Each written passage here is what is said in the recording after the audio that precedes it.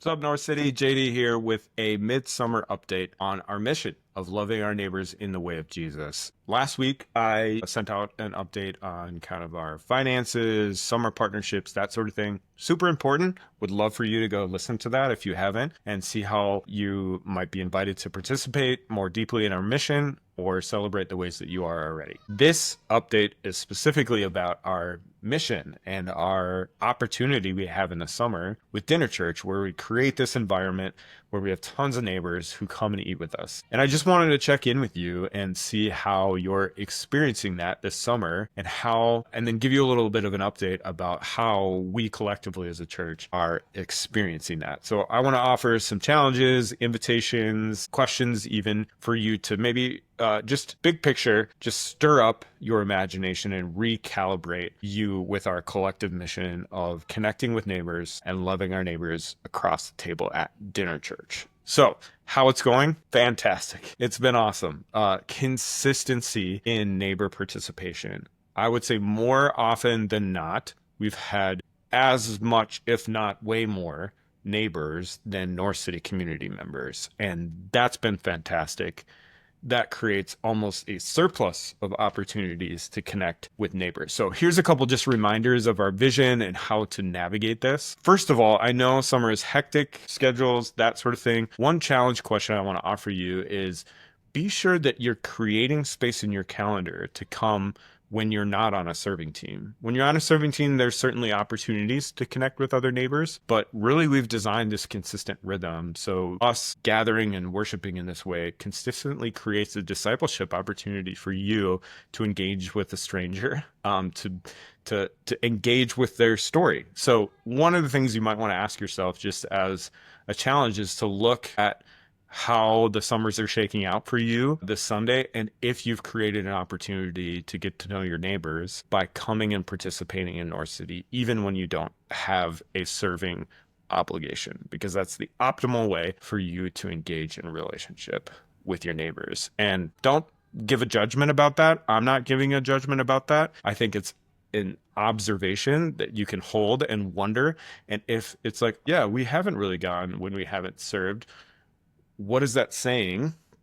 And is that the way that you want your participation to be formed at North City? If it's like, yeah, we consistently make a rhythm to do this, what have you seen in what's different about when you're there participating in the gathering as a mission partner and not a team member? And what's different? What new opportunities are there? So that's the first thing.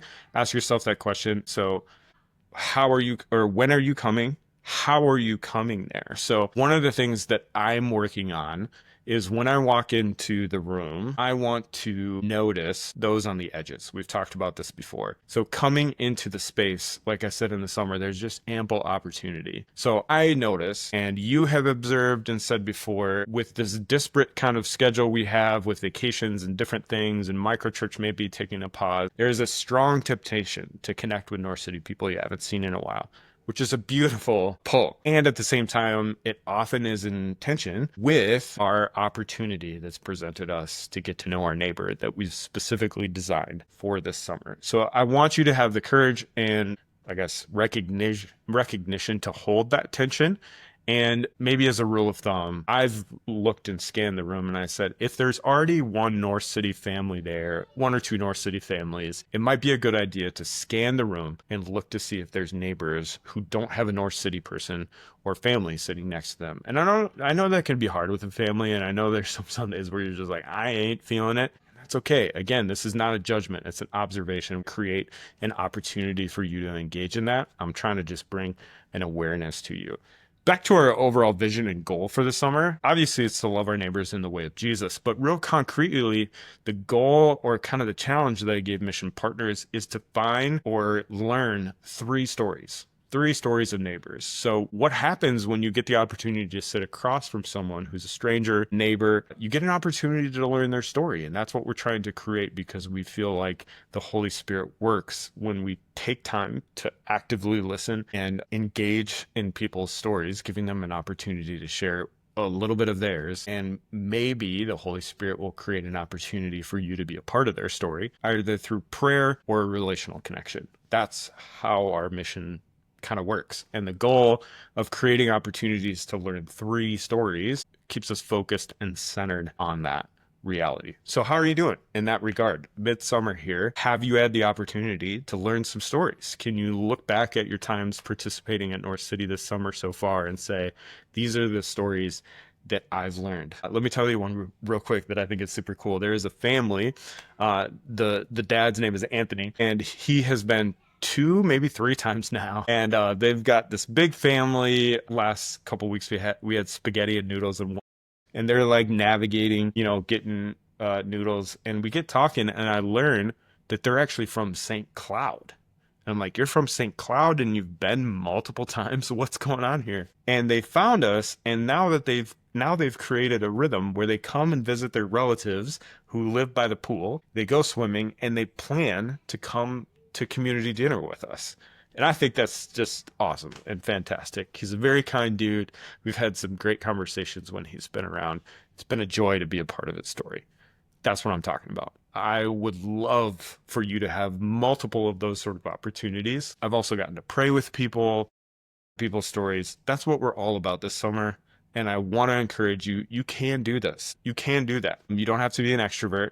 You don't have to be a professional Christian. You just have to be curious about people's stories and have the courage to sit across the table from them, and God can do the rest. So let's keep it up. Let's do that. In addition to just reminding you of the vision, I also want to offer an opportunity and then challenge you to give an invitation. So first, the opportunity. We're going to try to create a space where we have another kind of bonus space to catch up with each other if we're choosing to sit next to neighbors and maybe we're like, oh, I want to catch up with those folks. We're creating an opportunity after the service to maybe do that and to reinforce our goal of learning stories. And here's what it is. We're going to do popsicles at the playground, basically, or some variation of that. So how this is going to look is after the service, we'll have popsicles or something sweet available at the playground to reinforce the natural rhythm of us just hanging out together at the park after community dinner. And I would love for you to join in that for 2 reasons, maybe more. One, to give you that space to connect with North City people maybe you haven't heard from in a while. And more importantly, give us the space to have a feedback loop on how it's going learning people's stories. So we're going to come together and I'm just going to say, hey, whose story did you hear from tonight? And is there a way we could pray for them?